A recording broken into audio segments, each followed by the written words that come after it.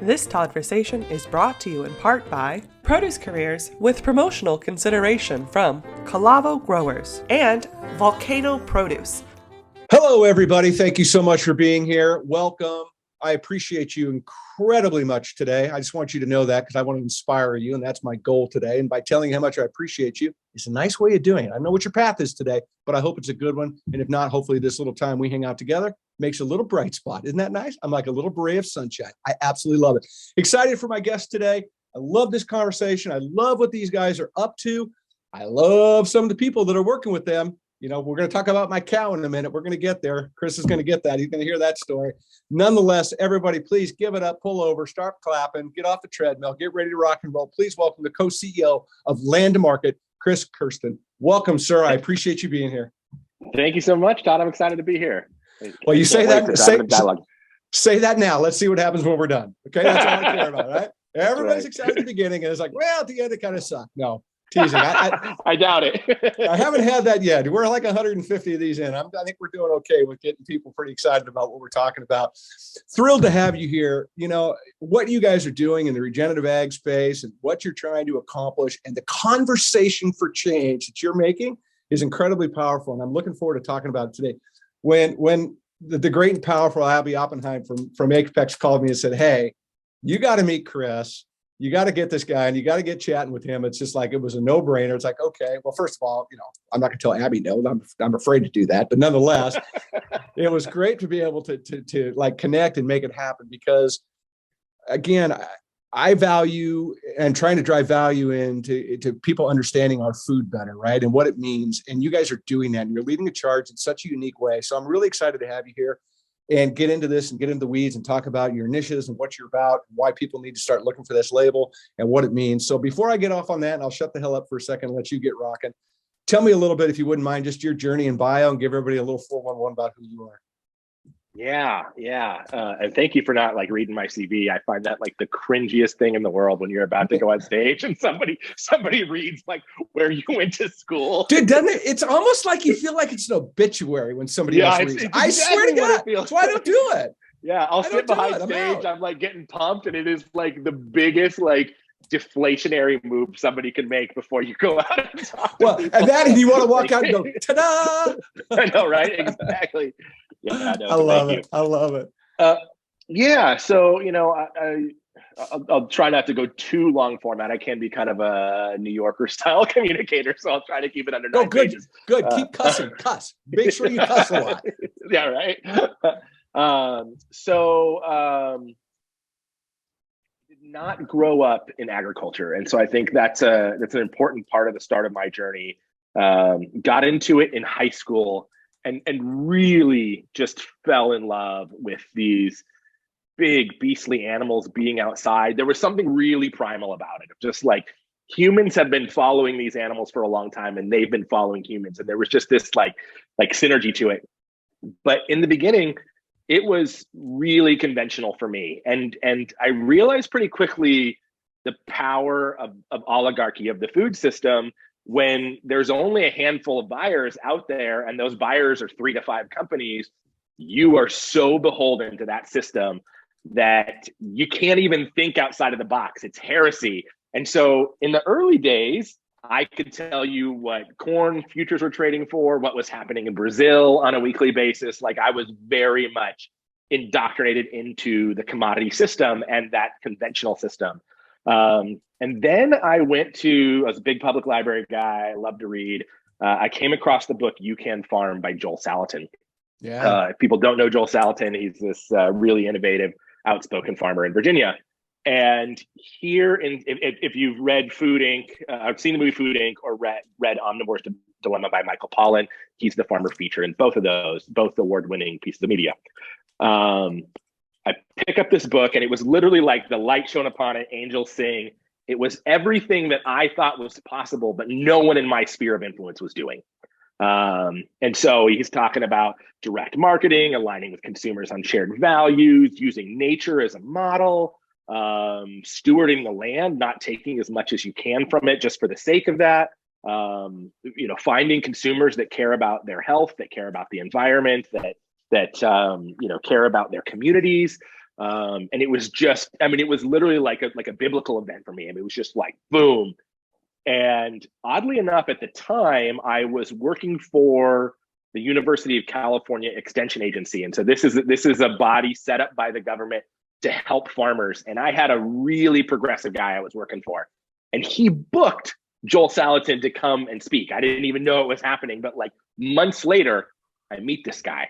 And Joel became a friend of mine. I met him early on. He wasn't quite famous. He hadn't done any of the media pieces yet. Right. He was just a guy out there trying to help farmers. And he says, you got to really understand this guy, Alan Savory. And I had a little exposure to Alan Savory prior to that. But he was like, this is really the next step for you in your journey and what you're doing. And so I started finding professors in school that taught this process of what's called holistic management. This guy, Alan Savory, had created.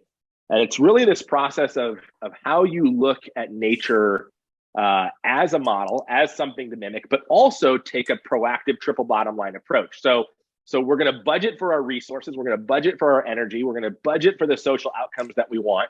And then we're going to plan for that the same way we would with a financial budget. And you're going to go every day and optimize on that. It's not going to be perfect, but there is no recipe. There's no 10 steps to flatter abs that you would see like on the cover of a magazine process for these complex systems, which is what agriculture is.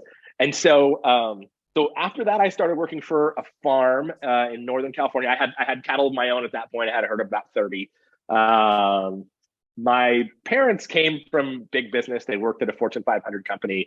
Both of them worked at the same company. And I had the opportunity to go and be in like a fast track program through that company where like managers' kids get their college paid for, you get jobs over the summer, you're guaranteed a mid-level job when you get out. And I'm like, no, mom and dad, I'm going to go farm. And they just were like, what are you talking about? Heads explode. We failed. Exactly. Exactly. Yeah. And so I go start working for this farm in Northern California, which is where I still live today. And I just got tied in with this 5th generation family farm. They had incredible resources, had kind of gone through that same conventional machine. And they were coming out generationally on the other side being like, okay, we got to do something different. And one of the things that's probably worth explaining about that is when you work for generational farmers, it's a little bit like generational wealth. It's just their wealth, they're cash poor. The land is their wealth. And right. So you're raised from birth being like, don't fuck it up on your watch. And so they're inherently become less innovative each generation that goes on because the legacy is what you put as the North Star. And so to find people that were like, okay, we're 5th generation and we're going to go back to ground zero and see how we do this was a huge rarity. And they're like, you're not one of our kids, but we're going to bring you in as a partner and we're going to learn our way into this together. And so we did that. And it was a really cool operation, like had waterfalls all over the farm. It was backed up against this old lava flow, had 600 acres of 100-year-old olive orchards, stone fruits, citrus. We literally picked fresh fruit every day of the year. We had in the shoulder seasons, we were picking like avocados, pomegranates, figs on top of like peaches, cherries, nectarines. That would roll in later in the winter. Then we'd get into mandarins, oranges, grapefruits, lemons. Like it was incredible. And they had always kind of run livestock up on the hilly part. And what we collectively decided to do was, what if we started running the livestock in the orchard? So the sheep and the cows become the mowers, the goats handle invasive weeds, chickens debug and fertilize. So we're looking at nature as a model. We're taking things from permaculture as a mindset, if people are familiar with that, and then kind of filtering that through this holistic context process set up by Alan Savory. And so that was kind of our process there. That farm got moderately famous. We were really early to direct to consumer. We sold online before everybody else did. We did 8 farmers markets a week. We had buying clubs all over the West. And that got me even closer and closer to Joel Salatin. Right. So we started booking him to come out and do speaking gigs in our community. Everybody else at the time is taking his honorarium, which wasn't huge. It was under 10 grand at the time. And they were trying to do the high volume, the high margin approach and get, X number of people to pay $100 for a ticket to cover his cost. And we went the opposite route and said, I think the community wants to hear this message. We're going to charge $12 a ticket and try to fill a whole venue. The first time we had them out, we maxed out. We sold out weeks before the event. 700 people there. The next one, it was 1,200, and we got greedy. We went from $12 a ticket to $14 a ticket. And look at you! Look at you go all capitalist on everybody. Right? Yeah, I know. You have to apologize for that these days. So anyway, so he and I got close and became friends. And at the same time, the Savory Institute got founded and it's taking off. And really with the effort of Alan Savory saying, I want to take this message globally. We've been training trainers all over the world for a really long time. We've been working on all 6 continents, but there hasn't been connective tissue between all of that. And there hasn't been kind of this ongoing perennial presence. And so the Savory Institute, Alan Savory, has a larger network of farmers globally than really anyone, I think. I've yet to find anybody that really rivals that. But a trainer would go to a region, they would work there for a bit, and they'd move on. Right. People would reach the tip of what they learned from that. We needed to go to the next thing. And so I got the opportunity to go and work for the Savory Institute really early on. And I said, it's a challenge to kind of put down the farming for a minute, but I really wanted to work on these opportunities at a global scale. And so I did that. And that was 10 years ago. I can't believe it's been 10 years. But I was the first outside hire after the original round of founders. And I've worked a number of positions in the organization, seen all the growth, helped created this network of what we call hubs. And so we have these field offices around the world that are locally led and managed. They take the process, the principles-based design of what Alan Savory set up for holistic management, and then they contextualize how to teach that in their region, into their own socioeconomic political context. And so I get to travel a bunch. I get to go all over the world, work with farmers. I think in my travels, the things that have maybe surprised me the most is how much the same the world is versus how different, even though everyone says, we're all pissed at each other and we're all different. I find more the same than different. And from a farmer perspective, you find we're mad at the government, we're mad at taxes, we're mad at the people that buy our product and don't pay us enough, we're mad at the weather. It's all the same everywhere. Yeah, you're right. And so have been just incredibly blessed to get to go and see the world, build a broader community of people. Sometimes I talk about this idea of a long time in my own community, I felt like an island. That I was the weird one, that I was the one that was willing to do things different and kind of buck the system. And it's like joining a family of like an archipelago. It's like finding all those islands around the world and saying, okay, we're all part of the same tribe. And now the technology of this planet allows us to align and commune in a way that we weren't able to before. So that was longer format than you wanted for a bio, but that's a little bit about me. I think it's great. I'll add a little bit on the last chapter there. 4 years ago, we lived in Paradise, California. The whole town burned down. We lost everything, as did all of our friends and neighbors. And to work your life on agriculture as not only a way to create nutrient-dense food, but also be a solution to a changing climate. And then to have a fire come in November, weeks before Thanksgiving, when is that fire season? And do the level of devastation and destruction that it did in a matter of hours, unprecedented. The irony of that, to be on that journey and then to face it firsthand, really galvanized my spirit in this space that I don't want that same thing to happen to other people. It's already happening more than it should. And the world is really awakening to the notion that how we steward our land can mitigate so much of this. That really became a point in time where it's like, this is the journey for my life. This is going to be what I do to the end of my days. And it's about how can we give our kids something better than what we're currently facing.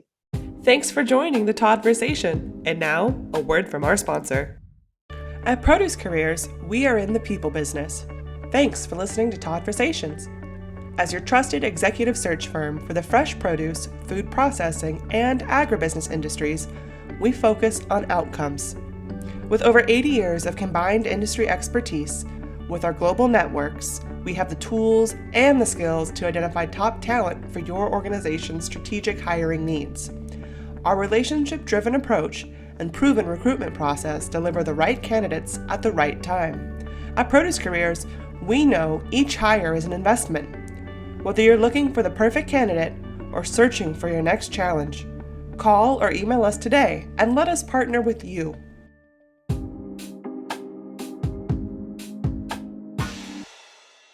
"100% behind that, brother." I'll stop there. That's a bit of my story. I love it. No, dude, you set me up for a whole bunch to ask you. There's no two ways about it. But I absolutely 100% agree with you. You know, it's how we in this country, in my opinion, don't value our food, right? We've come to expect it. It's become too easy for us. And I get it, right? And I don't get me into the hunger and starvation. I'm the front line of that battle. That's not what this point is about. The fact of the matter is we don't value our food. We want it cheaper. Food shouldn't be cheap. Food should be good. That should be the number one priority. And we need to learn as a society what it means to make food cheap and to make food processed and to make you glow at night when you eat something. You know, it's hard for me to believe that there's and people kind of surprised. It's hard for me to believe that there's products that they don't want you to put on your face, but yet you can farm with it as a chemical, right? You can't put it. So it's like, guys, where does the value to the food come? How do we deal with it? You know, look, I'm a big proponent. I talk all the time about school nutrition and how things start at that level, how we're going to change the world through educating children on how to eat better and what that means, et cetera. So you got me on your team without even having to say another word, right? And I was on your team beforehand anyways, because I love what Land and Parks is about, but it's incredibly important these conversations happen. And I think your perspective as we go through some of the things I want to talk about today, I think is going to be incredibly valuable for people to hear, because again, the call to action that I have is get to know your food, start to value it. You got to ask yourself, how can they make money at 99 cents through a drive-through? What is the food actually worth? That's a problem, kids. That's a problem we don't ask ourselves. It's too freaking easy. So I'm excited for this. Before we get rolling, though, because I want to get into the Savory Institute and what you're going there. I want to get a little bit in the weeds in that, but I think it's important that we get everybody a little bit of a, like, first question I would throw at you. Give everybody a little bit of what is Land to Market, if you wouldn't mind. Yeah, and I'll just go back to your point real quick before diving into Land to Market. I think even on that fast food equation, you asked the question, you know, what really has to happen to keep this at 99 cents and make a profit? And also, what speed does the system have to work at behind the scenes so that those 99 cents can churn out one after another and you don't have to wait for anything? So I love the way that you position it up as value, because something can be valuable and we should value it. And then there's another discussion of whether or not somebody can pay for it. And those are separate things. And we can remove the elitism and entitlement debate out of it when we say, let's just make sure that we put value on this and then decide how we distribute it to people, not say everyone should get cheaper food and the rest of us are somehow all going to pay for the unintended consequences of that, which are massive. So I think 100%. You're spot on. Yeah, 100%. And, you know, look, I'll take it another step further in the conversation. I personally believe, and this is something that I'm talking about and just had a conversation at length this morning about, I believe that we are in a position in this country with how we value our food, that the small to medium-sized growers in this country are under a major threat of being out of business because of the way we don't value, because cheaper is the narrative, right? You don't see anybody, you're not going to see an ad in the Sunday Circular that says, we have the highest prices and great service. Ain't going to happen, kids, right? Yeah. And these farmers and these ranchers and these people out there that are making a difference every day are going to start to blow away in the wind. And that's going to cause problems we can't even conceive of, like food insecurity. And I challenge people this all the time. Go in your kitchen right now, open up every cupboard, take a look at all the food that you have in your house and ask yourself, what would happen if I couldn't get any more because of something in this world that happens, right? I mean, who knows what? The point of the matter is that we have got to start stepping back and recognizing that if we don't put energy into our food system, our climate's going to be affected, our health is drastically affected. All of it has a domino effect. So, you know, where we're heading together on this conversation, I mean, you know, I hope we fire people up and go, God, you're right. We should stop, drop, and roll and pause for a second. And most of our cities have about, on average, 2-week storage in the grocery store of food for people. So what happens when that runs out?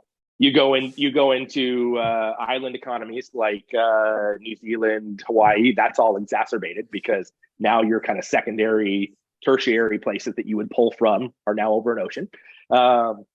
So I think it's good that people are starting to think like this, to have that dialogue.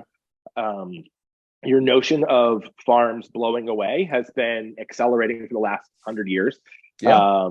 But there's been an element of it more systemic than that for really all of human civilization. And so we're at such an interesting place in time where not only is nourishment part of the dialogue, but something we call ecosystem services is part of the dialogue as well. That how we steward land impacts how clean our water is, how clean our air is, how much biodiversity we have.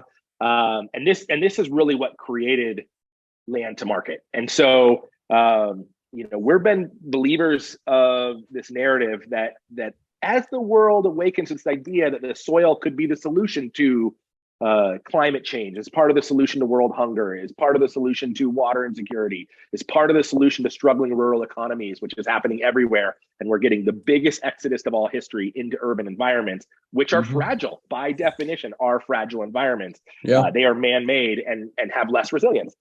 As that's all happening, the world's kind of waking up, maybe for the first time, that really puts the farmer, the agrarian, I'm going to use the farmer in the global sense, so all types of farmers, right, the agrarian as really the ambassador to that solution.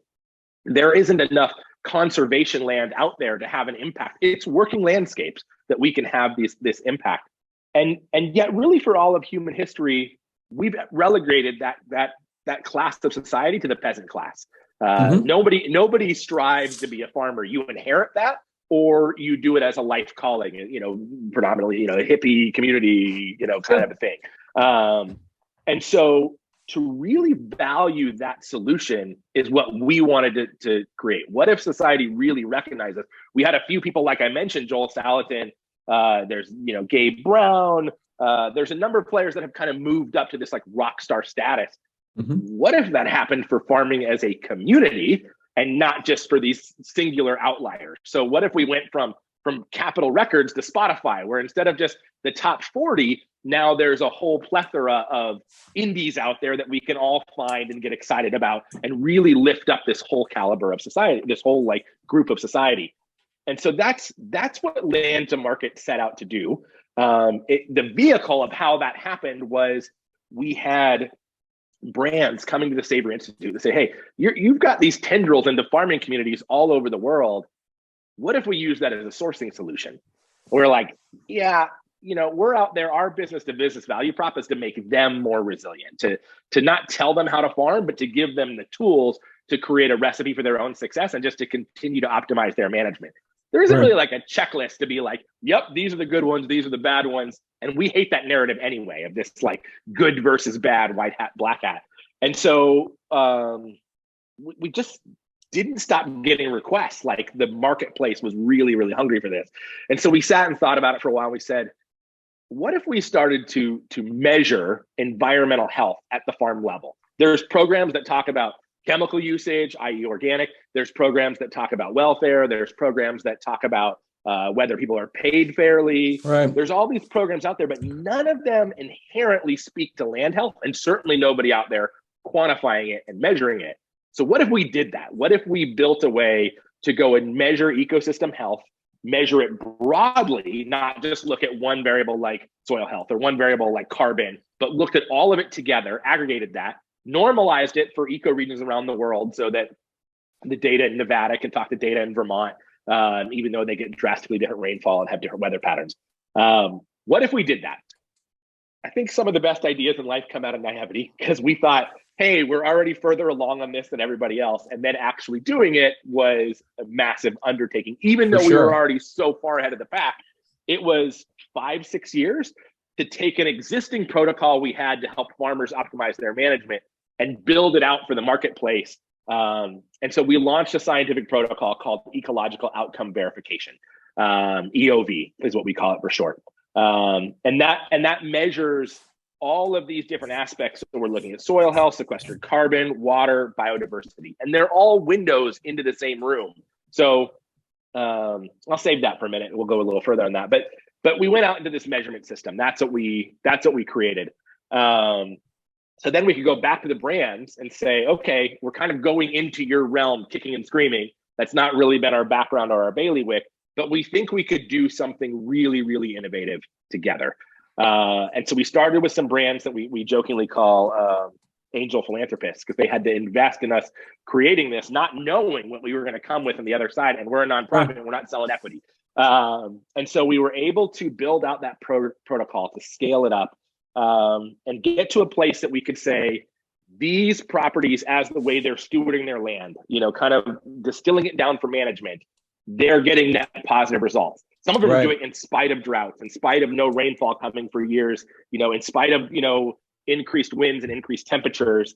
They're getting these net positive results because they're paying attention to how they manage, and they're optimizing that, and they're going on the journey the same way we have to for fitness or anything else in our life. It's a continuous journey of improvement. It's not a binary good versus bad. And so we created a way to kind of track progress on that Right. journey and then communicate that with the marketplace. And I started with the story of like, I didn't want to go work for my parents' big company that they worked for. And so this was a big shock to my family. And it's like, oh, now you're going to go work for the man and help support them. And at the end of the day, when we looked at the resources on the table, humanity is Right. not going to make it without, I'm going to straight up steal from B Corp right now, without business acting for a force for good. That's B Corp's tagline. And we work with B Corp. We love them. They're great.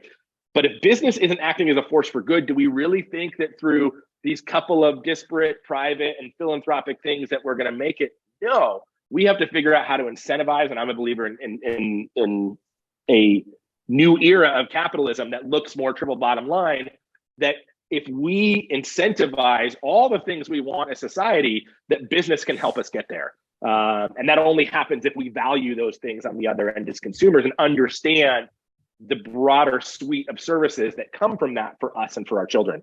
Yeah. So again, long format, but that was the start of Land to Market. We now work with over 100 brands globally, some of the world's biggest companies.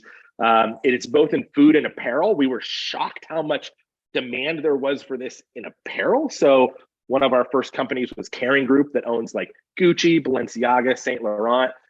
We do big projects with UGG and Decker, with Madewell, New Balance, Kate Spade, Tapestry, Coach. A number of our big clients are in the apparel space. And then we have the food ones too. Obviously, it makes sense in food. It's something we're putting in our bodies. Consumers get that. But then we're also starting to get a place where companies want to share with their customers what you put on your body is important as well. So we're tackling the apparel space at the same time. I absolutely love it. I mean, God, what a journey. What you're going to have a never ending job. Job security is going to be here for a while. Right. As we get this, and I think it's a fair question to throw out just to give people a little bit. I'm going to give you a two-part question really quick. First, give everybody just a quick synopsis of what is regenerative agriculture, right? Because there's really not a defined operating standards and there's practices. It's kind of all over the board. I mean, it's kind of like the word sustainable today. What does it mean? We're trying to define it. We're trying to make it into something, which you guys are doing, leading that charge. There's no two ways about it. So if you wouldn't mind, give everybody a quick little synopsis on kind of what that means. And then I want to get into the sourcing solutions and all this other stuff because it's fascinating.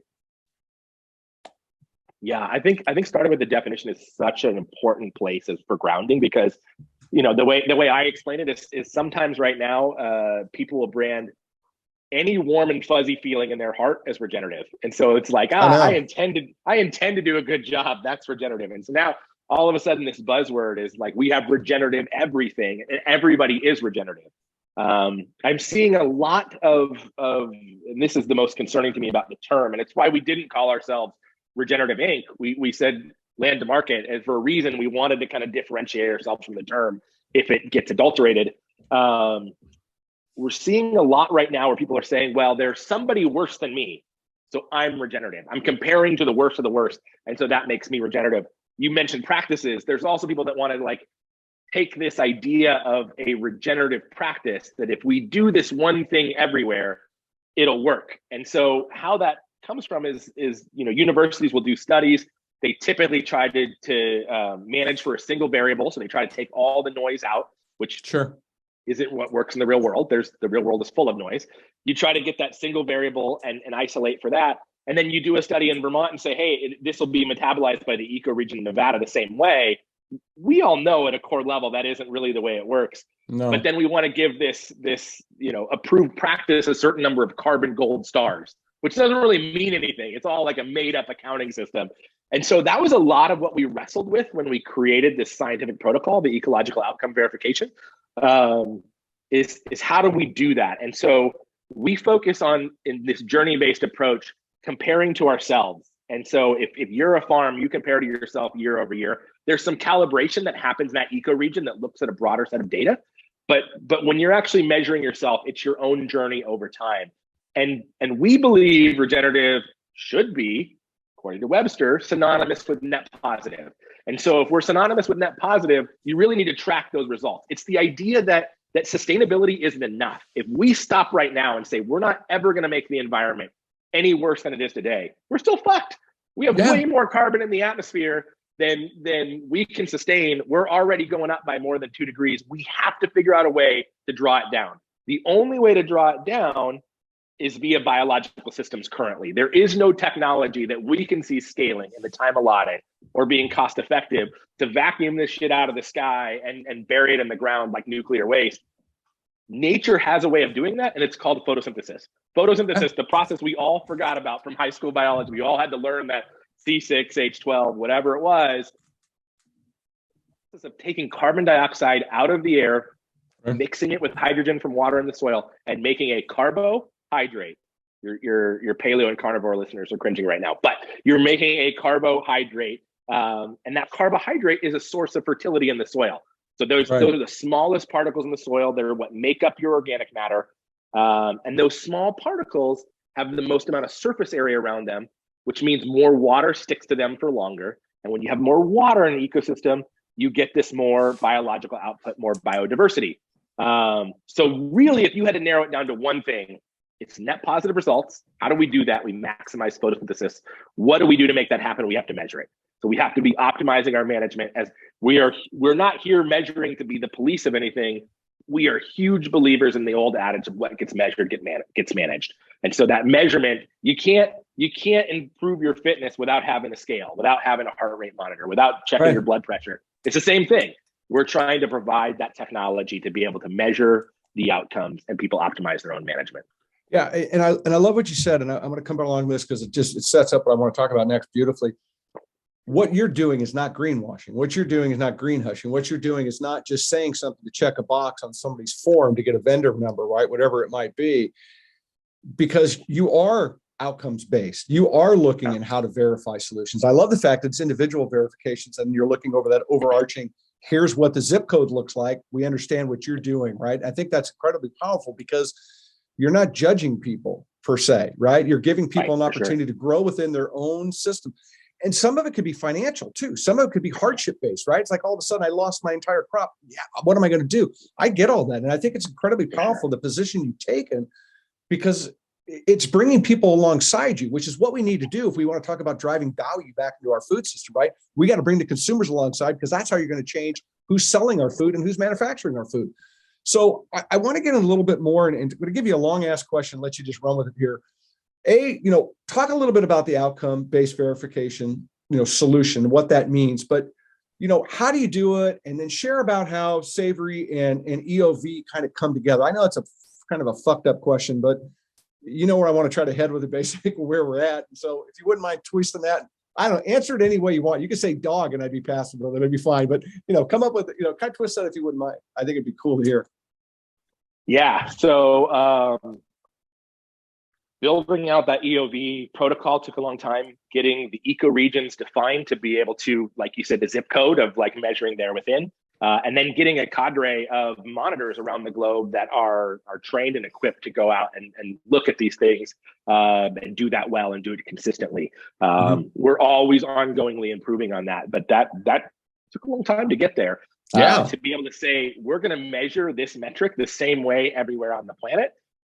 No one had really done before, and so we've taken this kind of, again, accidentally, this big bite and moving the narrative forward in how we measure landscapes. The way universities would measure things, it's like cost is no issue. We're going to get this $1 million laser machine. We're going to take it in on the back of a backhoe.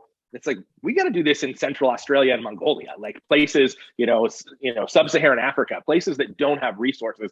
How do we scale something to do it the same way every time? And so EOV was built out as a protocol. We had to create the training modules to then train people to go and do it consistently all around the globe.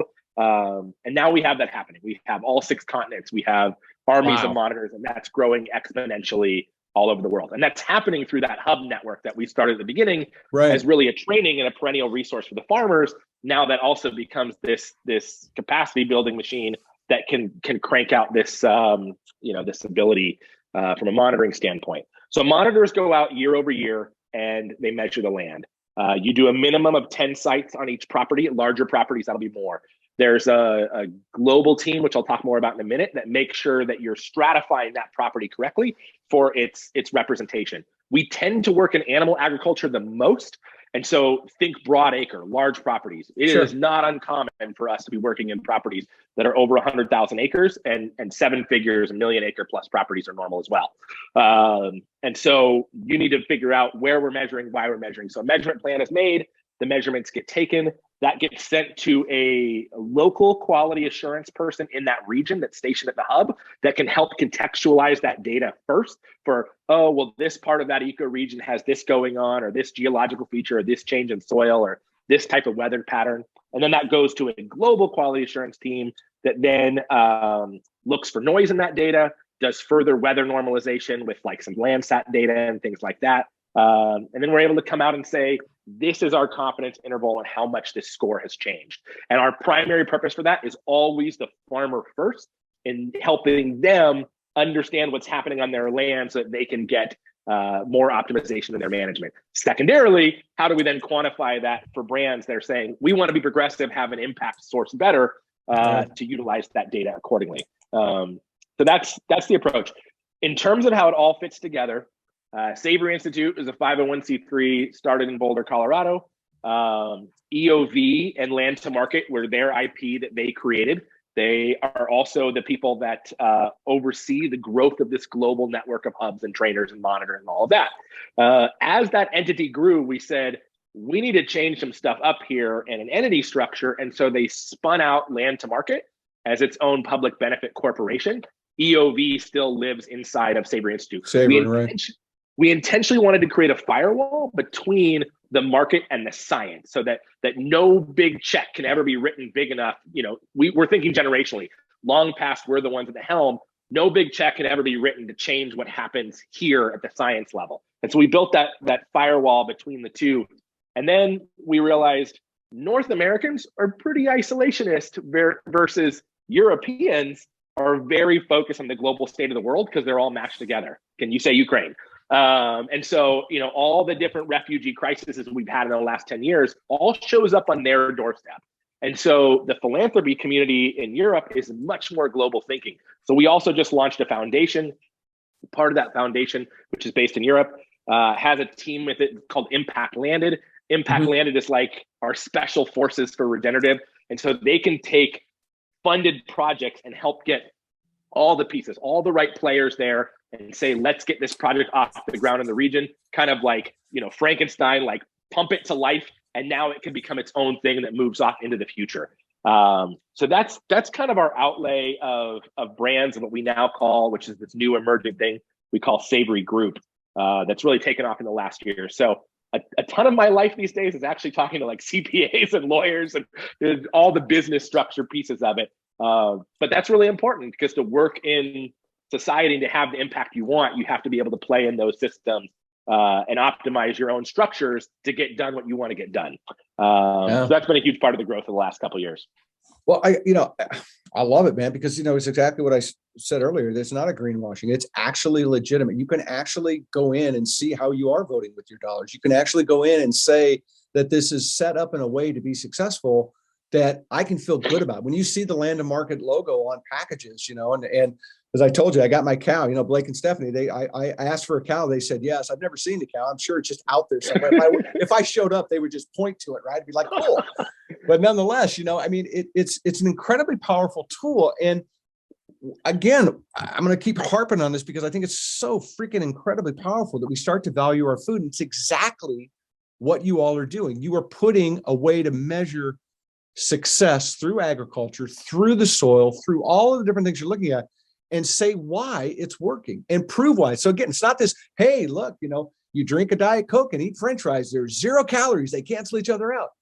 That's something that people think, right? And along some of those lines. So you're holding to a higher standard. So talk to me a little bit, if you wouldn't mind, when I think about all this, what about data? Like, the changes to just, basically that you've made so far through the program. Do you have something that's like, anything you want to like throw out there on the front page of this newspaper? Yeah, I mean, we've done the measurement protocol on over 3.5 million acres globally. It's creeping up close to 4 million. We'll probably announce that in not too long. Well, you just We've kind of learned. did, by the way. You just kind of announced it. I'm not quite sure who you thought you were bullshitting right there, but I did catch that. Yeah, we've learned a ton. It's incredible to see how much progress can be made. We continue to focus on livestock arenas because they're much more intact ecosystems. And one of the things that I think kind of gets missed in the narrative in this world of everything plant-based is good. If you just say plant-based, it's like it gets a free pass. Like, I don't know if anyone's looked around at cropping anytime recently, but like it's just as conventional as everything else in our modern world. If we're trying to maximize photosynthesis, crops aren't great for that. There's tons of bare ground in crops. And so what we work with is these intact ecosystems of grasslands, getting animals stewarded correctly on top of that, and focusing on those that are doing it right. Is there a bad animal agriculture out there? Yes. But we want to show that there's, kind of shift the zeitgeist that everything animal agriculture is bad, everything plant-based is good. There's a lot of it depends on both of those. And we can maximize photosynthesis better on the livestock side, easier and quicker than we can on the cropping side. And so we put a ton of energy focused on that. And I think that's the main takeaway, is that people are shocked to learn, especially as much as you hear on the news about everything kind of ranching, animal agriculture, livestock industry being bad, is that we're getting incredible outcomes of people healing their land to where, there's one guy, he got 13 inches of rain in a rain event over an afternoon, one of these deluge events that's just destroying communities, and didn't have a puddle on his property. And his neighbor next door was flooded for months. And so much of that water that didn't puddle ran down the hill and into the local city. We can mitigate floods and fires through how we manage our soil. Yeah. Exactly. And so the fact that that's possible in an animal agriculture system, and there's all these nonprofits that used to kind of like be like, oh, animal agriculture is bad, and now all of them are trying to figure out like, oh, actually, that's where the potential is. How do we work more in those systems? That's why we fairly unapologetically work in that space. Again, it depends. It doesn't mean all animal agriculture is good, but it has a ton of potential that's unforeseen. And a lot of the world just doesn't know there's this critical mass of people around the world doing it right and getting these net positive outcomes. And that was why we had to create EOV as robust as it would, because nobody would believe us from just like photos and case studies. It was like, all right, let's go create empirical data, working with some of the best partners and academic institutions in the world to develop this protocol to really show this is happening all over the world. So we have over 1,000 products in the marketplace that have gone through this verification, both in food and retail. But players like the USDA list us as a preferred partner, Whole Foods, Amazon, and honestly, so many of these groups are like, we've just never seen anything with this amount of robustness. Most of the time, it's like 5 bullet points of simple boxes to check, and everybody qualifies. And what does it really mean if everybody qualifies? It's not really changing the narrative. It's not really driving change. So yeah, that's where we're operating from. That's how things are growing. Right. I think all of those numbers are just going to grow exponentially. Well, I would think so. And again, it goes back to what I said earlier. You're not greenwashing. I mean, I can go out right now and decide I want to start a company and grow whatever the hell it is and call it whatever I want to call it. And it is because I decided, right, without verification. Exactly. I think we live in a world where, data is obviously a word everybody can spell now. And it's incredibly important to look at data, both as good and as bad, and what does it actually mean? But again, it comes back to our food system. It's like, shit, look at the data, right? The data is saying this is working on a global scale. How do you look away from it? How do you, because one of the things when it comes to regenerative agriculture is it scales across all sectors, I think, of ag, especially in crop situations, not necessarily so much with animals, but it's tough to scale this thing, right? It's got a journey. I mean, I'll be the first to admit, regenerative ag to me reminds me so much of 35 years ago in the organic movement, when it was just, it was beyond the wild west. It was infantile. It had no sense of direction. It had, you were scrambling to try to figure out, you were trying to get anybody to buy anything they could. I mean, it was a whole different world back then, but I see so many similarities to that. Sure. But even back then, right, you had a hard time with scaling at the farm side of it. You had a hard time with consumer and retail confusion because, again, What does it mean? Because we have all these buzzwords that are out there. I mean, it's like all natural. That's one of my favorite ones, all natural. What the fuck does that even mean, right? So do you see a time, though, as it starts to scale, as it becomes more mainstream? Do you see a time when regen's going to become more mainstream? And if it does, what kind of percentage would you think, would you consider a victory inside of our food system?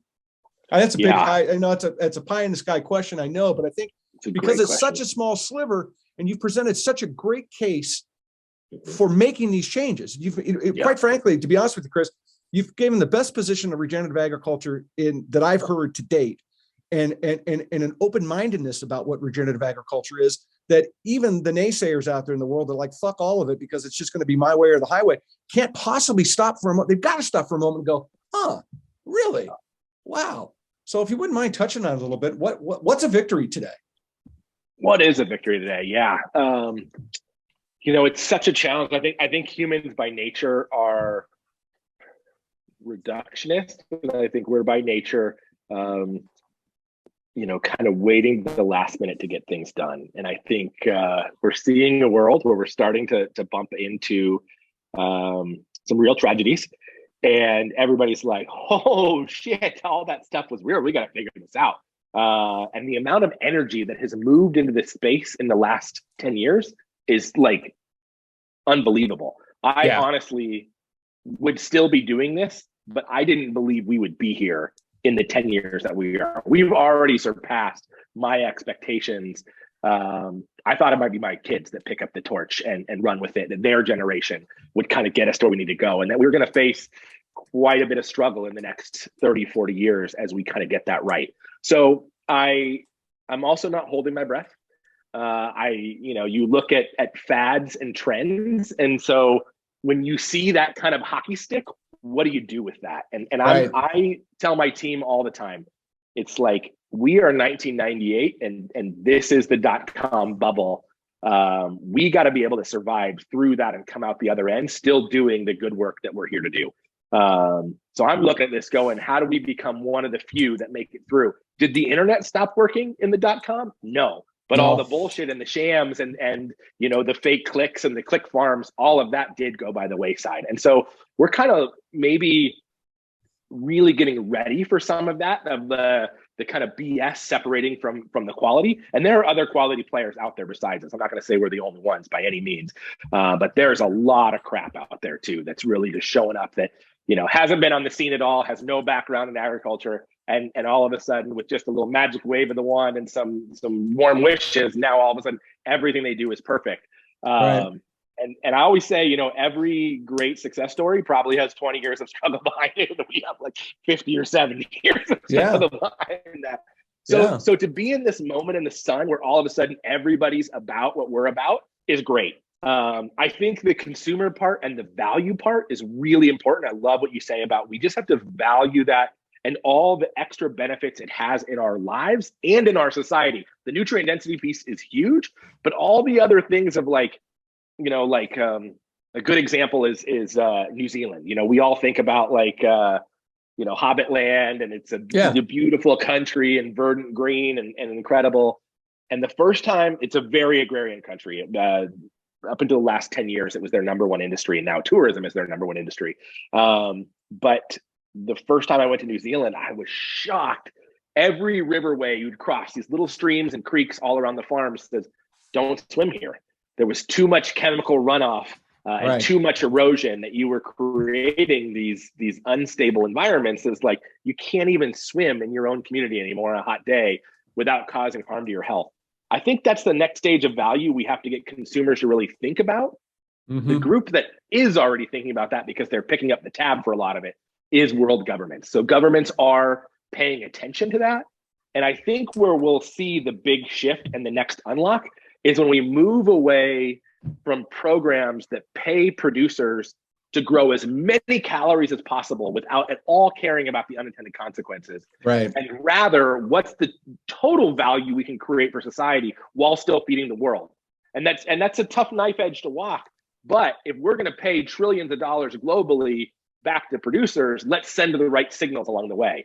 And so I think that's the group that's probably most incentivized, is to move the way that we currently subsidize food production to this, again, this fancy word of ecosystem services, this ecosystem services approach to where you are incentivized for when your water gets cleaner, for when your air gets cleaner, to when you're showing that you're sequestering carbon because you're maximizing photosynthesis, because you're maximizing biodiversity. To me, that's the real unlock. The consumers need to care about this for their own responsibility, but they can only carry it so far on their backs. The rest of the world has to act too, and all those other stakeholders. So that's what I'm holding out for, is when we really have the right incentive structures from a policy basis. But that's coming from a group that has no policy arm. We looked at this and said, like, that's glacially slow. That's what needs to happen next, but that is glacially slow. The market will drive change faster, and the governments will actually follow. And so that's our strategy and approach, is starting to get this out there in a private opt-in approach, and getting policy to follow behind that. We're trying to create a vacuum that drives policy in. Right. I freaking love that. Well, look, I mean, raising the bar in food and fiber, incredibly hard, right? Period. Especially if retailers or consumers actually don't work together to understand the long-term benefits, right? Which I think is what we're really talking about here. Is the change today is fabulous, but the change today is so meaningful downstream from everything. And I think that's, a big part of what we need to grasp. And I also think too that we live in this, as I've said before, we don't value food. We have this low price stigma in our mind, and that hurts us in so many ways. So can you touch a little bit, if you wouldn't mind, about how you're like raising the bar for brands and helping them to kind of stand in the gap between the retailers and the consumers, to give them that messaging or just kind of a better feel to people? Yeah, there's a couple things. So I talked about in the beginning, we had these brands that we saw as angel philanthropists. Those are the ones that are most tip of the spear. We're going to invest in this because most brands actually believe in, at least the progressive ones, believe in a future that has more true cost accounting in it. True cost accounting means you pay for more of the externalities that come through your entire supply chain. So if in the future they're going to be held accountable for more of that, or even all of that, let's start making decisions today that are better suited to that true cost bottom line. And so those are the brands that we started with. And then after that, there've been kind of like follower brands that have come along after that. But that's the approach. I think if we can get that first phase of brands making that shift, you then get your second phase of brands. And then we found all sorts of synergies between what we call whole animal utility, or whole farm utility. There's all sorts of waste streams coming off conventional farms. The conventional thinking, reductionist human thinking, kind of Henry Ford factory thinking, the science of management is like, ignore the waste, optimize for what you're creating. Just keep things flowing downhill. That doesn't work in complex systems. That's not, nature never creates waste. Something else is there to pick it up and take those nutrients and do something else with it. Right. And so we want to see a world that does the same thing in how we operate in a business sense. And so one of the first things that happened is we had an apparel brand and a food brand get in the same room together. We were out on a farm. We were doing an education event. And they were like, wait a minute. We source leather. You source meat. We're sourcing from the same farms. We never even talk to each other. We don't poach each other's people. We don't go to the same events. And we are sourcing from the same farmers and sometimes selling to the same consumers. And they're public about this now, so I can talk about it. It was Timberland and Applegate. And so Timberland makes shoes and leather and all sorts of outdoor gear. And Applegate makes hot dogs and lunch meats and things of that nature.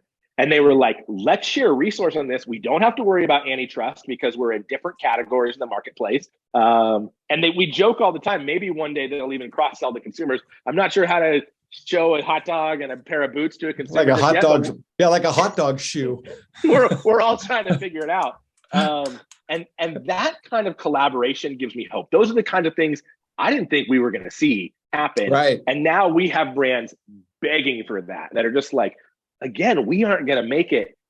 It was pretty early on in this journey. I was in a C-suite with a big multinational food company, and they were like, we know we're dinosaurs. We know that we're dinosaurs and the meteor's coming, and we're trying to figure out, can we evolve in time? Everything about how we've built our empire and made our money is extractive, and extractive will not serve the future. We have to give more back.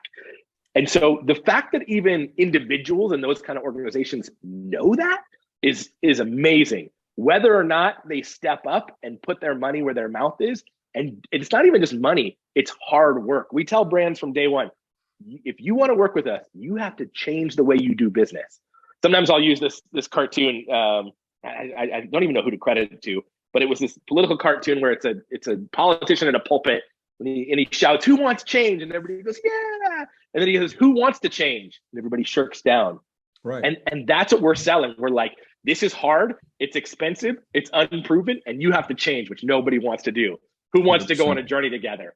And there are a handful that do. And we take those few and we run as far as we can together. And so that's our theory of change. And that's slowly morphing out to a larger adoption curve of people that it's like, we make it easier, it scales, it gets cheaper, it gets better, it gets easier. So to your question of percentage, we can't do it fast enough. But I think the big unlock will when you see a policy marker behind it. And I think a smaller country like New Zealand or Ireland or Uruguay will be drivers in that first, and the big countries will follow. But that's when I think we're like, okay, we've got some wind in our sails, we might make it. That's what I think the big change will happen. I think that's incredibly powerful, dude. I think you're right. And I think again, you're elevating the conversation that it's real hard to, you can't look at what we've been talking about and go, well, this isn't a good idea. I mean, because nothing that we've said, look, but it goes back to the whole original point of where we started. We have to start to value our food. We have to recognize that, cheap has a hidden cost in so many different ways. And again, I'm not advocating that everything should be $20 for everything, right? We don't live in a world, it's not going to work. But there's certain things that we can be doing. You take a look at Farm Bill policy, how it relates to the snack food industry and how it all comes together, right? We've created something out of excess, which has not been good for us, right? And we've got to step back and make some of these changes. And I want to get into climate a little bit, because I find climate to be such an interesting conversation today. Because it's a very polarizing topic. I mean, let's be honest, the earth is changing. We know the earth is changing. It's changing on its own. We're not helping, we're speeding up its change. There's no two ways about that. You can't look at the different things that we're doing and not say that. But the earth is going to do what the earth is going to do, whether, whatever the case may be. It's been around here, the earth's been around here for a couple of days. So it is, in my, it's such a polarizing topic. It's got a lot of misinformation. It's got division. You've got, hostilities out there now, confusion, lies, facts, bottlenecking, all this shit that flows around this. And I like what you're talking about climate and how this relates back to land to market and why I think it's so valuable. Talk to me a little bit about the things that are swirling around today in the climate conversation that's got your attention. Thanks for joining the Todd-versation. And now, a word from our sponsor. At Produce Careers, we are in the people business. Thanks for listening to Todd-versations. As your trusted executive search firm for the fresh produce, food processing, and agribusiness industries, we focus on outcomes. With over 80 years of combined industry expertise, with our global networks, we have the tools and the skills to identify top talent for your organization's strategic hiring needs. Our relationship-driven approach and proven recruitment process deliver the right candidates at the right time. At Produce Careers, we know each hire is an investment. Whether you're looking for the perfect candidate or searching for your next challenge, call or email us today and let us partner with you.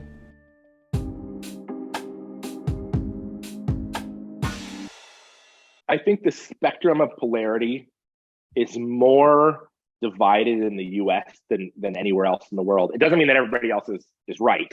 I think there are pieces like, we talk a lot about this emerging carbon economy. You want to talk about a Wild West. We have not yet branded a carbon credit based off of EOB. We have better real world outcome data than anyone. And we've treaded very lightly into that space. They call it biogenic carbon, but biological based carbon is based on this idea of planting trees. So you have people all over the world that are just like, plant trees anywhere, plant them in sand dunes in the Sahara, like that pine tree will somehow grow. And I'm being reductionist and a little bit hyperbolic on purpose. But these are places that have never supported forests. And the succession of going from sand to a forest doesn't work. We worked on some projects in the middle. It's a feel good. Yeah. Well, I mean, there are people that legitimately think this is the solution.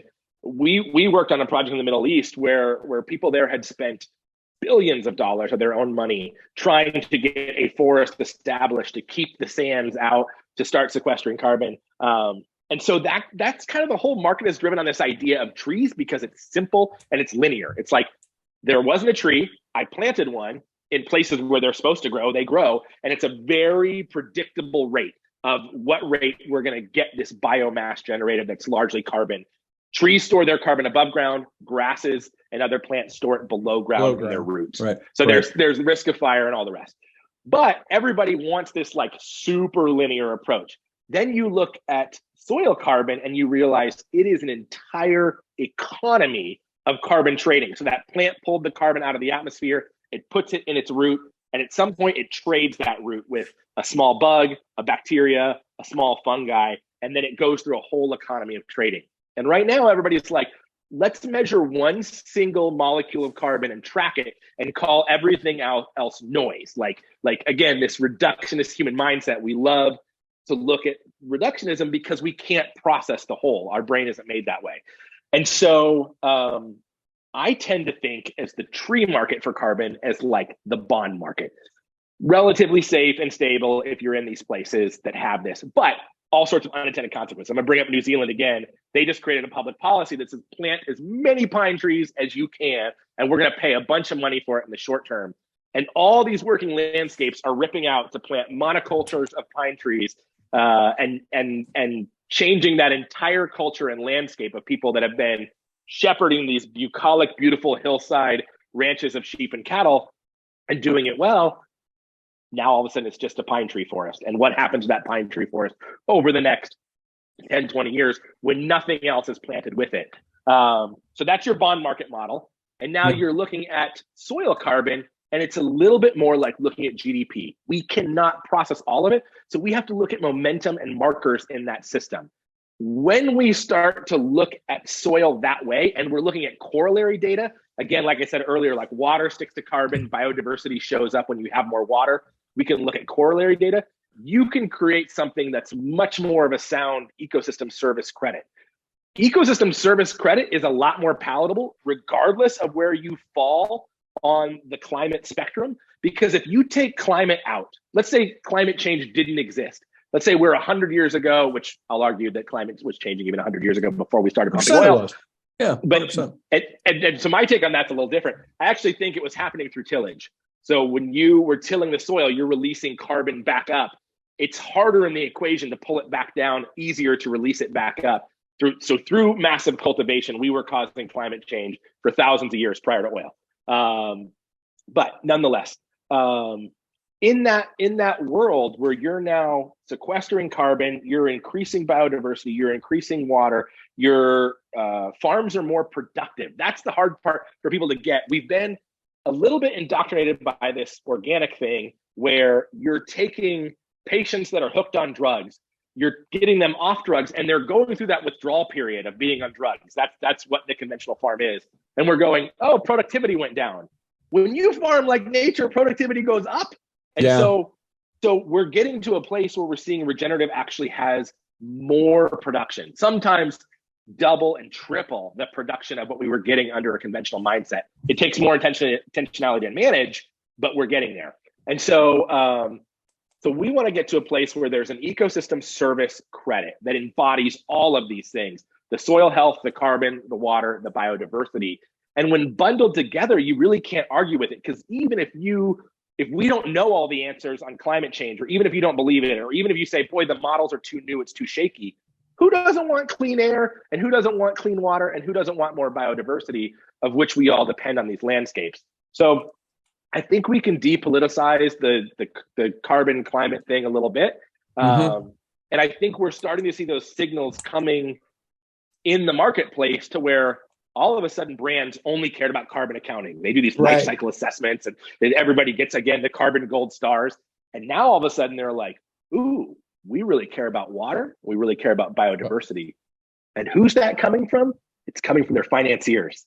Their financiers, their institutional equity investors are going, your supply chain is really fragile. You're sourcing from farms that you know nothing about. We are going to hose all of ourselves as a species, and I won't be around to make any more money. And so it's the financiers, it's the financial market that's actually probably driving the most systemic change right now through the marketplace, is saying, you have to look at this holistically of how we change the way we measure impact and this true cost accounting idea. And we see more being driven from there than anywhere else.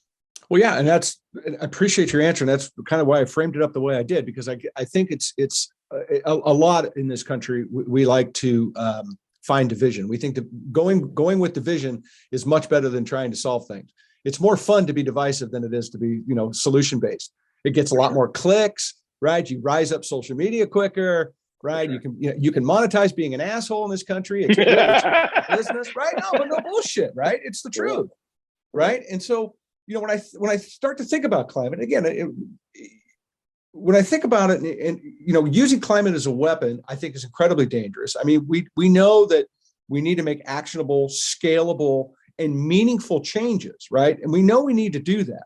And we need to stop the fist fighting. We need to, and that's what I love about what your platform is, because you're making all of that happen. You're making it real. You can reach out and touch almost what you all are doing, because it's laying in front of you for your own eyes to see the benefits of what you've created. It's not greenwashing. Again, it's not a bunch of bullshit. So tell me, if you wouldn't mind, how you've changed for your members and for your group, and what people can go back and feel good about when they see that land to market label on product. Tell me about how you've helped companies with their personal climate goals, and how you make them kind of realize, don't get caught up in the fodder, don't get caught up in what you're reading, whatever the moment of the day, and it's almost like a flavor of the day, for lack of a better word, right? But talk about those meaningful changes that you can show folks. Yeah, even in our subset of progressive brands, it's literally like you just walked into an internal meeting. You've got those that just want the carbon accounting, and they're willing to be part of the broader solution, even if they don't know why. And so we have to start with them on a journey and say, yeah, no, you're trying to do this carbon accounting, and that's great, and carbon neutral, but there is a whole bigger plethora of things that we should be measuring, and with more robustness and more corollary data together. And then you've got the other brands that are a little bit further along on that journey, a little bit more progressive, and they're already saying, oh, we need to be investing at the very beginning from what happens at the farm level. So brands like Caring Group and UGG, they're like the starting with the farmer is how we create this change. There was a tool that Caring Group, I think, really helped accelerate. I keep talking about all these things that happened in the last 10 years inside of industry, and particularly inside of apparel and kind of carbon accounting. They launched a tool called environmental profit and loss. And it was this idea of measuring true cost accounting and where all their impact comes from and what it costs to fix it. And they built out this whole matrix of where all their impact happens for certain products and for certain product lines. And what they realized is that most of the impact happens at farms, at raw material sourcing.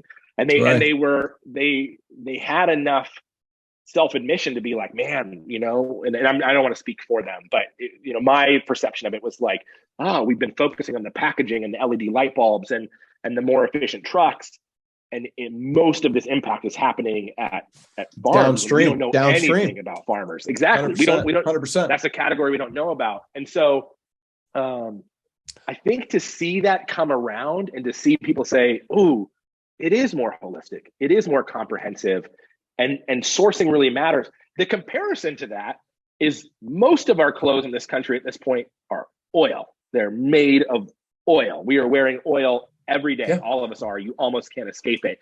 And then we're demonizing those that are in more natural fiber systems and making it harder on them. And they're kind of waking up on their own while the media is beating them up and everybody else is beating them up and being like, actually, we could do better here. And this is the real opportunity. So even our own progressive clients run on a spectrum, and some are very much in that carbon accounting space. Give me as many carbon gold stars as you can, and I'll learn what they mean later. And then some are more at that cutting edge of, what if we really changed everything and how we source and really look at this in a holistic way? And the goal is to move everybody along that journey together. And there's a lot we don't know in that. I mean, I don't want to come with the hubris of like, oh, we've got it all figured out. Right. Moving product through these massive, complex supply chains, even in your local community. When I was a local farmer, the amount of moves that happened to get product from point A to point B, it's crazy, would blow most people's minds. Just to make sure that it's like fresh and cold and healthy is a challenge in its own regard. And then you always have to have that balance of how much food safety versus freedom do we want, and not everybody's on that same end of the spectrum. You start looking at global supply chains of leather and how that gets tanned, and wool and the different places that goes to get scoured and spun into yarn and then woven into something that we wear and then cut into a garment and then manufactured into that garment and then shipped. These supply chains are massive. And to create any sort of connectivity through that is a huge undertaking. But that's where I say, like, I didn't think this would happen even in the last 10 years. You now have brands that are like, we'll reach back and be part of the solution. We reach forward from the farms and we create new supply chains that didn't exist before. And they're smaller and they're simpler, but they work. And we get all the right people bought in relationally first from a personal standpoint. And then we focus on like segregation and chain of custody and all these like legalistic things, affidavits. But it's all about buy-in first. And that's where we're creating the most change and seeing the most difference. I love it. And you know what? It goes back to what we're going to harp on it again, because, well, it's my show and I can say whatever the fuck I want, but we got to value our food, right? So when you see a corporation going like, wait a minute, you're right. LED lights, let's do it. That's great. That's a part of it. But we got to start here. We got to start with the soil. We got to start with where things are coming from. And I think, again, we go back to food, especially in this country, is incredibly easy. It's accessible. It's there. We don't think about it. I mean, God, look what everybody did during COVID when we ran out of toilet paper. You'd have fucking thought we were being invaded by aliens, right? It was literally the end of the world, right? Yeah. But that tells you, and I take away from that and I make light of it. But to me, that was a really pivotal moment of like, we just don't give a shit where it comes from. It just needs to be there when we want it there. And that attitude, is again, bad policy, capitalism at its finest, right? Trying to get, believe me, there's guys that don't want to see this succeed because you're a threat to their business model. I get that.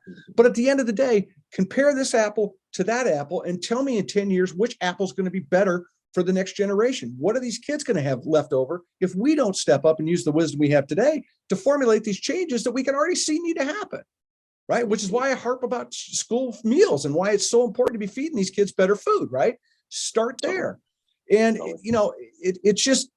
it's so incredibly powerful to hear what you have to say. And I'm so pleased with what this conversation's been about. And I think it's going to be incredibly eye-opening for people to, again, take a second to look at what it is that you're buying. Take a look to ask the questions. Go on the website. I was thinking about this yesterday before I prepping a shot. I was thinking about this. I had to pull out a Ziploc bag, and I thought, I wonder what happened if I called them and asked them if there's microplastic in the Ziploc bag. What would they tell me? No, seriously. Yeah. Seriously, I'm not trying to pick on them. Ziploc, everybody, it's like Kleenex. That's what they call it, right? So it's a plastic bag. But the fact of the matter is, what would their answer be? No, we don't have any. Bullshit, right? But at the end of the day, we need to start thinking and asking those questions. I think it's incredibly powerful, dude. I really do. I think your whole message has just been spot on. And I think, I hope it motivates people to get into the arena a little bit and ask questions about what's just sitting in their own kitchen and what it means. What is really in that? And what is the net effect of all that? So I'll throw another one at you. I'm going to let you have the crystal ball moment right here. Wave your magic wand right now and tell me one solution that you'd like to enact right now with the world. I think there's a forum I could go pretty meta. I'm going to go meta on this. I think what you said at the beginning about value is the key. And I think it's about what we as society collectively value, the value that we put into that. So you can't really value your food without valuing the farmer. 100%. And that's one piece of the puzzle. I talked about, being a pretty staunch capitalist, but I think that word value also comes into money. And what if our money was based on our values? And that's where I see a future going that could be really exciting, to where if our monetary units were actually connected to, built upon, and directly related to the things that we had value for, you could get to this broader world of triple bottom line ideals of the social, environmental, and economic all together, because we're seeing them as an intertwined molecule for the first time. So I mentioned policy as next. I think monetary structures behind that. It's interesting to see. I'm not a crypto guy. It's interesting to see what that space has done. What if mining was based on values, though, instead of being based on cracking algorithms that do nothing for society, but was based on something like ecosystem services or happiness quotients or And I know that sounds super out there, but No.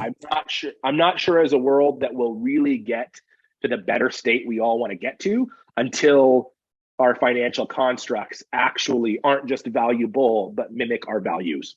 Well, look, there's capitalism, there's conscious capitalism. I'll quote John Mackey. I think it's exactly what it is, right? I mean, John's got a great point. That's but right. You know, and to come alongside what you're saying, I mean, let's just, for the shits and giggles, because we're both here in California, let's go with EV cars, right? We want to get electric vehicles, but we don't want to deal with the issue of the conflict minerals. We don't want to deal with the issues of slavery, children digging holes, right? That's what they do. The moment they can hold a shovel, they're digging a hole.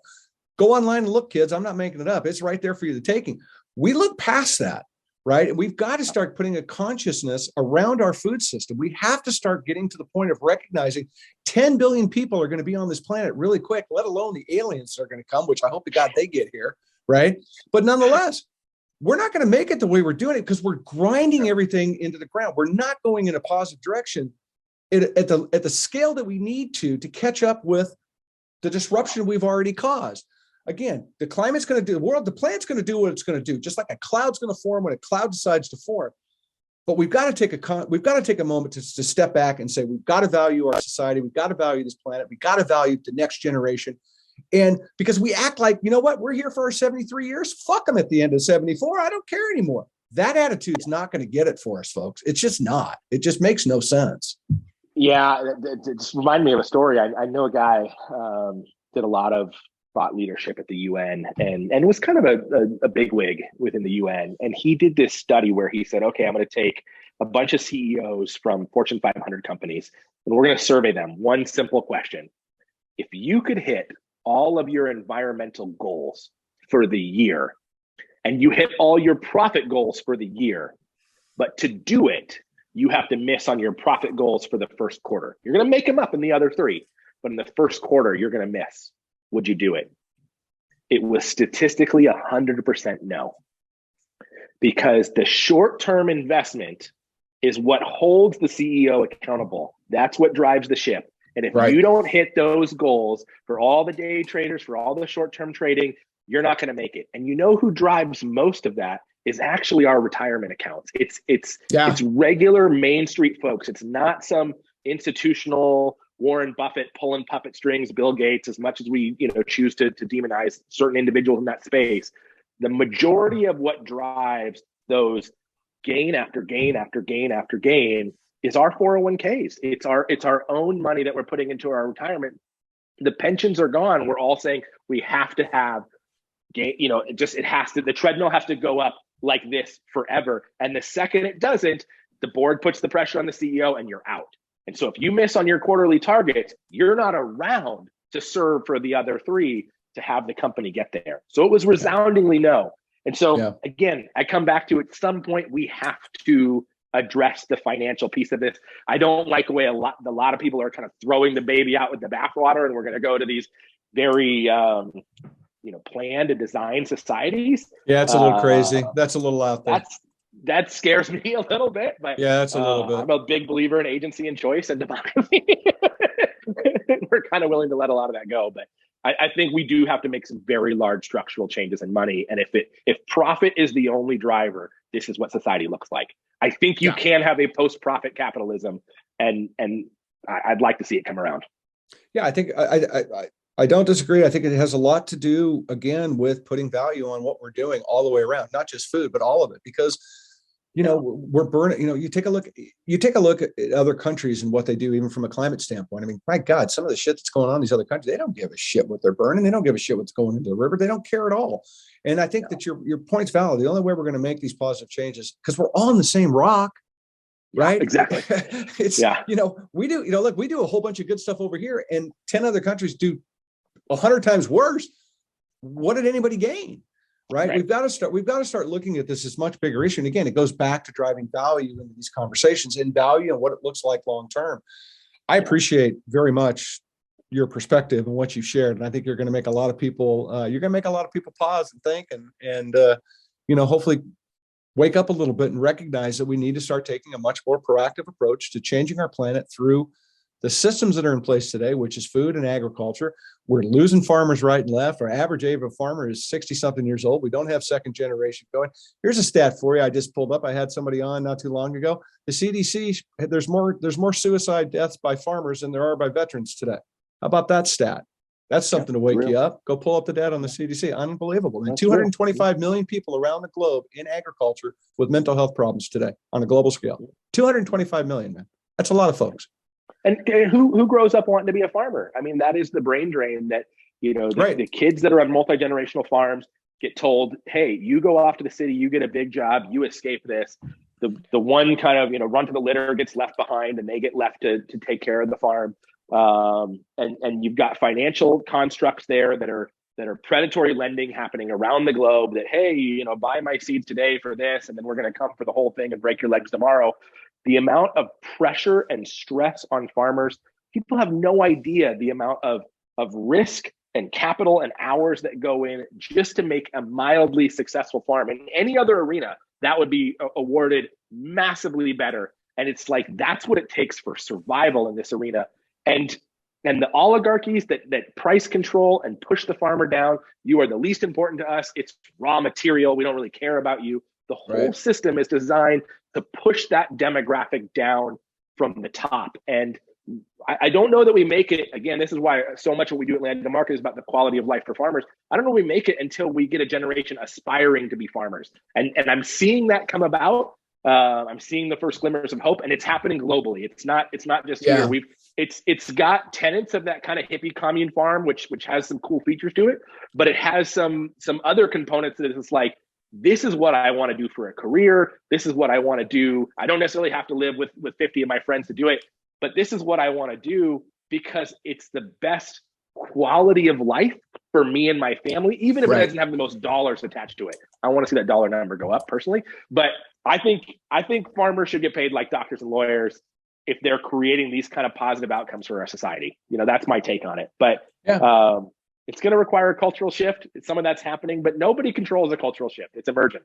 So we'll have to see how it plays out.